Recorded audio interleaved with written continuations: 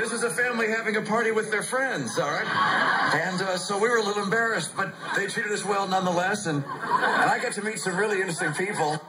What had happened was there's a flyer that had gone out in the Romney neighborhood that this is big party, big holiday party, and it was a neighborhood sweep. Everybody invited.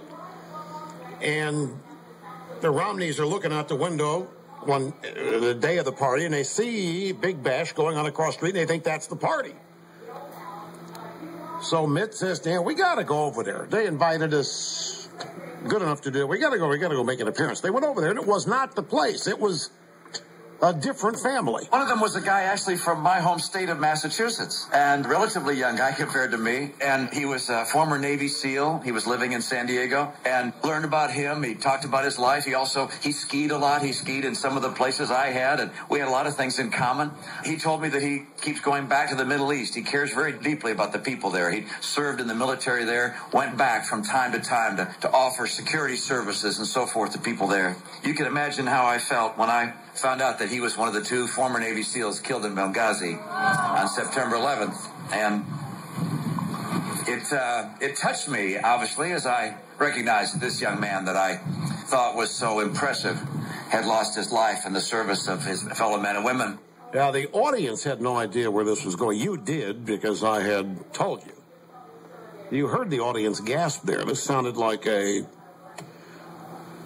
fun neighborhood yuck story, holiday story, and then Romney throws in that one of the SEALs killed was in the house that he mistakenly went into. ABC News with a follow-up story. Jane Horton is the grieving widow behind Romney's personal story.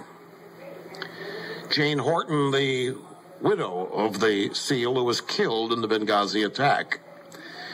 She began crying on the other end of the phone when she learned that Romney had been using the story of her husband, Chris Horton, as part of stump speech.